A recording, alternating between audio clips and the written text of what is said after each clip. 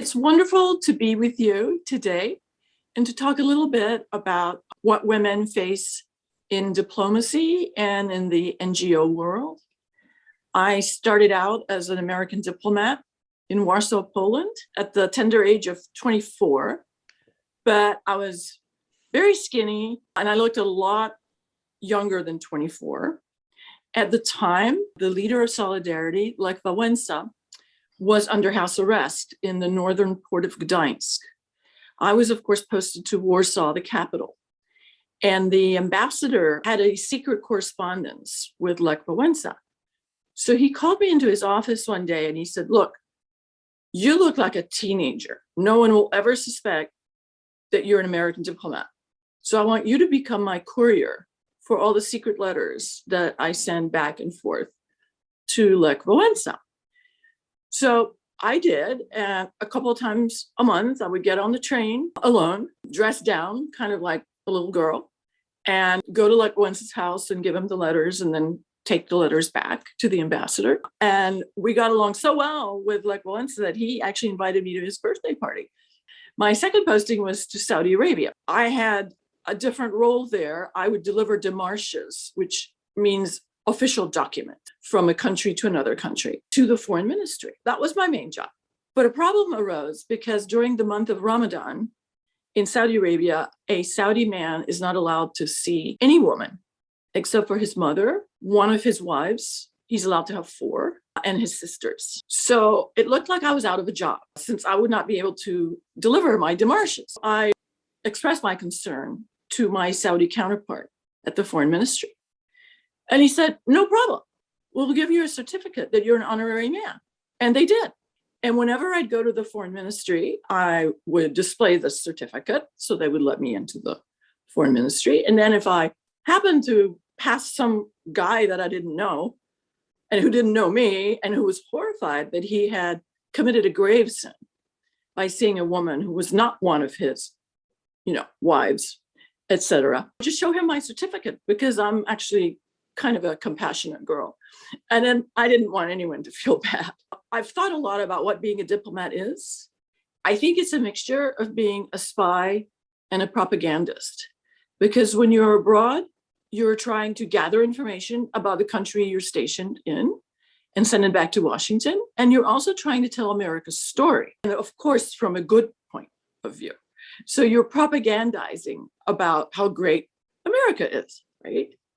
So that's how I kind of define my roles. Then when I retired from the State Department, I really got into mentoring. I love mentoring. It's a passion of mine, particularly young women who are interested in the Foreign Service and international relations. It's interesting that in 30 some years since I joined the Foreign Service, the biggest concern of young women who join the Foreign Service has not changed. It's work-life balance. For a woman to have a family in the Foreign Service, she needs to have her husband or her wife be able to change the place they live every 2 years. For a woman to have children in the Foreign Service, she needs her children to be able to adapt to changing schools every 2 years. That's really hard. Most of the women I know are very concerned, particularly that if they want to have a husband, the husband simply won't do it. So that's their main concern. And I completely get it. The way I handled it was my husband was also in the Foreign Service. And at first we were able to get positions in the same embassies. And afterwards we had to be in different embassies and we had to live apart while raising a child. And that's hard. So I'm always very honest about that. I don't try to gloss it over. Another element, of course, of some concern is danger, because in many, many countries that you're stationed in, there are dangers. When I was ambassador to Kyrgyzstan, we had a revolution. And then we had a very tragic inter-ethnic massacre where the majority Kyrgyz massacred the minority Uzbeks in particularly gruesome manners. My primary concern as ambassador was protecting American lives. That's the first thing you do. And I had a big concern because I had 100 Peace Corps volunteers sprinkled throughout this country that is 98% mountains. And many of the villages where they were working were extremely hard to get to evacuate them. And that was my main job, was to get them home. Well, what happened was that previously to that, I had arranged through the State Department to give 2 helicopters that were still functional, but no longer in use by the US, to the Kyrgyz Ministry of Emergency Situations. So I thought, aha. I went to the Ministry of Emergency Situations and I said, remember those 2 helicopters I gave you? They were like, yes.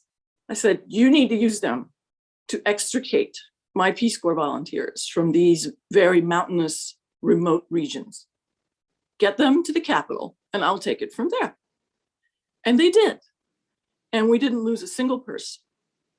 What I was particularly worried about was that some of these Peace Corps volunteers were living with Uzbek families. And as I said, the massacres were horrific. There were people set on fire, alive. There were pregnant women who were cut up. Their fetuses were killed, they were killed. And an American Peace Corps volunteer living with an Uzbek family could have suffered a similar fate. So I had to get them out really quick. Now, the really unfortunate part of a job of ambassador is when something like this happens, you need to see it for yourself. You can't send a junior officer to report. So I took it upon myself to go to the areas that were most affected by the massacres. I saw the corpses. I saw what was done. And then I was able to report back to the Secretary of State personally. This is what is going on in the country I'm assigned to. I think that's important. You have to take responsibility as an ambassador. But it's also true that as a female ambassador, you are, in a sense, held to a higher standard because a lot of people kind of assume you're not that competent and you're not that brave. But also in your management style, you have to project a different way of managing than a man manages. You can't raise your voice. A man raising his voice sounds strong. A woman is labeled hysterical. So you always have to produce the product at a steady pace, but you have to adjust your behavior to, in a sense, cajoling, smiling, acting like you really, really care about your team. But at the same time, you are leading them to where you want them to go. But you're doing it in a different way than a man would. And I've talked to my mentees about that. And some of them don't agree with me. They say, no, we're just the same as men. We can have the exact same management styles as men. And I respectfully disagree. Because I think that as a woman, you have to be both a woman and a leader, and the expectations are quite different. Once I retired from diplomatic corps, I became president of AWIU, American Women for International Understanding, which is a global women's rights NGO. And that was a great honor for me to be able to lead it for 2 years. I would say my greatest accomplishment while there was getting a strategic plan put together, taken to the board, and approved by the board. There had been many efforts in the past to do just that, and they had not worked. The reason I think I was able to accomplish that is because of my diplomatic past. Because ironically, even in an all-woman NGO, a woman still has to lead differently than a man. A woman has to be diplomatic. I think that being a woman leader is a combination of true empathy that you really feel and getting to where you need to get. Thank you.